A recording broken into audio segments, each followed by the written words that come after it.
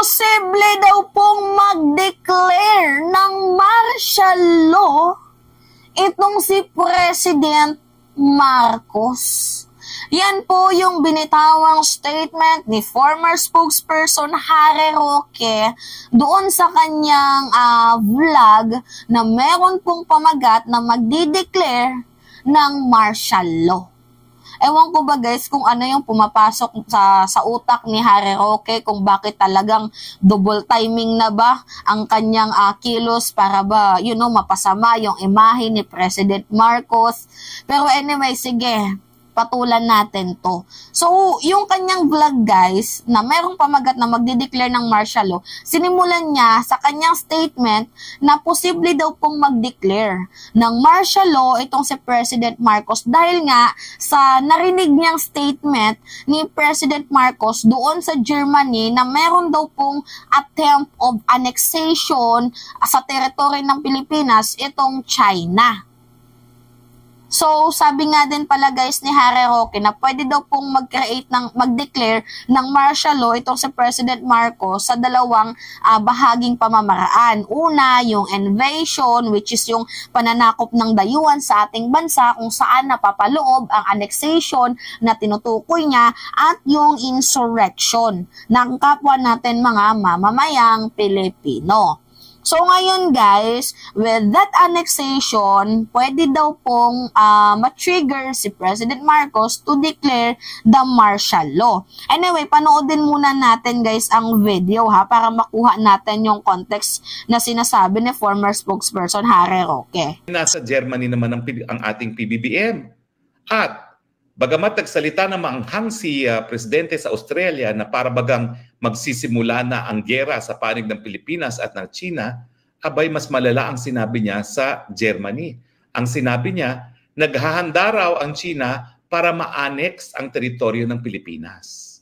Bakit po nakakabahala yan? Kasi pag sinabi mong annexation of territory, ibig sabihin, lulusubin na ng China ang teritoryo ng Pilipinas. At alam niyo ba kung bakit ako nababahala? Kasi sa panahon ngayon na sinusupil ang malayang pananalita sa pamamagitan ng pagkulong ka Eric at kay Dr. Badoy, sa pamamagitan ng pagsasara ng SMNI, sa pamamagitan ng pag-aaresto ng Kongreso, para bagang ito ay preparatory to martial law. At ano naman po kinalaman ng martial law doon sa sinabi ni PBBM na baka i-annex ng China ang ating teritoryo? Kasi po sa ating saligang batas, dalawa lang ang dahilan para magdeklara ng martial law ang presidente. Yan po ay invasion o pananakop, panlulusob ng isang dayuhang bansa sa Pilipinas, or di naman kaya insurrection, yung paghihimaksik ng mga mamamayang Pilipino. Di ba kapag sinabi niyang mag-a-annex na ang China ng ating teritoryo, sinasabi niya malapit na ang invasion ng China. So ngayong ginamit ni PBBM yung salitang annexation, ang ibig sabihin yun, linulusob na ng China ang Pilipinas, inaangkin at ating teritoryo, meron ng invasion at dahilan na para mag-deklara ng martial law. At dahil nga ang ginagawa nila, dinidemonize nila yung lahat ng mga nagsasabing wala tayong interes para makipagkaibigan sa ating kapitbahay na pangalawang pinakamalakas na ekonomiya at kinakailangan makinabang tayo sa pag-unlad ng China. Tinatawag nila ako Harimau, sinasabi nila Taksil. Ang ibig sabihin yan, sino ngayong Pilipino ang tututol sa deklarasyon ng martial law kapag sinabi ni Presidente Marcos na linulusob na ang Pilipinas at ina-annex na ang teritoryo ng Pilipinas? Yan ay classic invasion, dahilan para mag-martial law. At mukhang mauulit muli ang kasaysayan na dinaanan natin under Marcos Sr.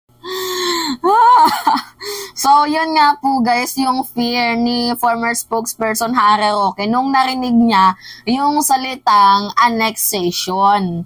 So ngayon guys, hinanap ko ba yung statement ni President Marcos kung saan yung annexation na tinutukoy niya na statement niya sa Germany. And guys, matatawa talaga kayo guys. Alam niyo ba? Ito, sabi dito sa balita, Marcos vows to continue defending Philippine territory amid China's incursion. So, sa madaling sabi guys, ipagtatanggol po ni President Marcos ang Pilipinas sa hindi po madugong pamamaraan, hindi po sa gera, kumbaga in a way sa demokratikong pamamaraan. Kumbaga magpoprotesta tayo, buboses tayo, na atin yan, hindi yan sa inyo, 'di ba? Kumbaga magpoprotesta tayo, demokratikong pamamaraan. Yun po yung way ng pagpatatanggol ni President Marcos dito sa ating bayan, yung buboses ba para hindi nila masakop ang atin. Kasi kapag silent ka kasi guys, wala, parang binibigay mo na yung teritoryo mo. So ito yun guys pabasa ko sa inyo. Ito yung narinig ni Roque na annex.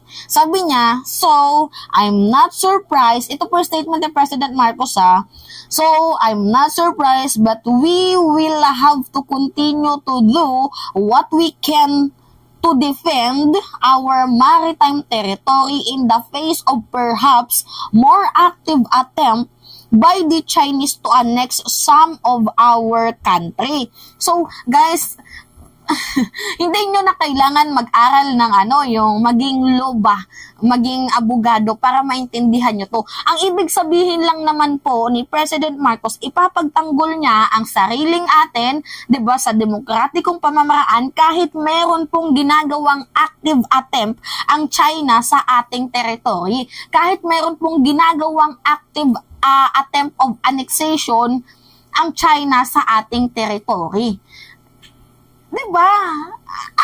Ano yung connect doon na Harry Roque na yung narinig mo yung word na annexation, it can cause trigger to President Marcos to declare martial law. Where in fact, ang sinasabi lamang po guys ni President Marcos dyan is i-defend natin ang sariling bayan natin sa demokratikong pamamaraan kahit po merong ginagawang active attempt of annexation ang China sa territory ng Pilipinas. Okay. Masyado mong minamanipula ba ang kaisipan ng mamamayang Pilipino? Wag naman po ganoon. 'Di ba? So, yan po yung yung pumasok, yung fear ni Harry Roque na yung narinig niya yung annexation kasi ganito kasi yun guys. Sinimulan din ni Harry Roque ang kanyang statement na mayroong pag-amin na tayo daw po, tinitrigger natin ang China. So, ganito kasi guys, inamin ni Harry Roque na totoo po ang tawag dito, ang secret deal ni former President Rodrigo Roa Duterte dito sa China. Ano nga ba yung secret deal na we cannot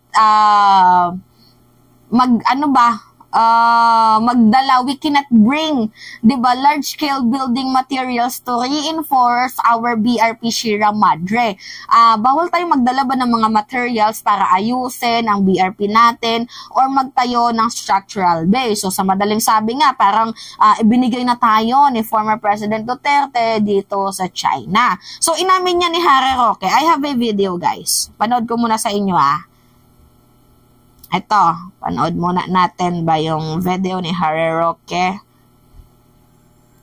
Anyway, ang pinunta ko naman po sa China ay talagang usapin kung paano mapapabuti ang samahan ng Pilipinas at ang China. Tayong mga Pilipino ang nagpo-provoke. O bakit pa sinasabi nagpo-provoke? Talaga naman po may agreement na status quo.